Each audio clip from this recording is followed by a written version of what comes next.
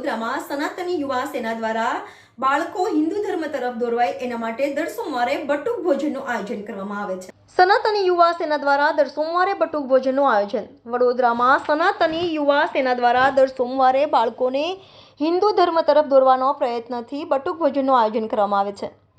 વડોદરાના સનાતની યુવા સેના દ્વારા દર સોમવારે બટુક ભોજનનું આયોજન કરવામાં આવે છે। ગાજરાવાડી અમરનાથ મહાદેવ મંદિરે ગઈકાલે સનાતની યુવા સેના દ્વારા બટુક ભોજનનું આયોજન કરવામાં આવ્યું હતું।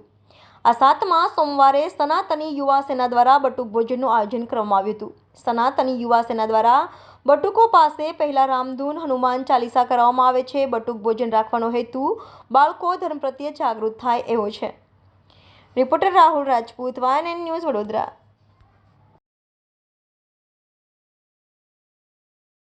કાર્યક્રમ યોજવામાં આવ્યો કઈ જગ્યા પર અને શું હેતુ છે? સર્વને જય શ્રી રામ। આજે અમરનાથ મહાદેવ મંદિર ગાજરાવાડી ખાતે બટુક ભોજન દર સોમવારે રાખવામાં આવે છે। આજે અમારો 7મો સોમવાર છે।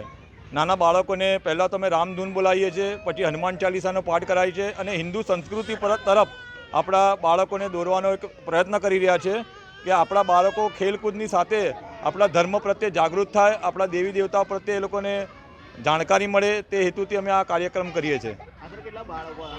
આશરે 200 થી 250 બાળકો થવા લાગ્યા છે અને અમારી ઈચ્છા આવી છે કે આ મંદિર એક દિવસ ભરાઈ જશે અને અમે આ કાર્યક્રમ લગાતાર ચાલુ રાખીશું અને અમારા બાળકોને હિન્દુ ધર્મ પ્રત્યે જાગૃત કરીશું। અજીત પવાર।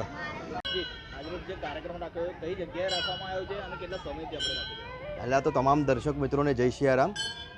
આ સનાતની યુવા સેના દ્વારા કાર્યક્રમ આયોજન કરવામાં આવ્યું છે। ગાજરાવાડી વિસ્તારમાં આવેલ અમરનાથ મહાદેવ મંદિર ઉપર દર સોમવારે નાના બાળકોને જમાડવામાં આવે છે।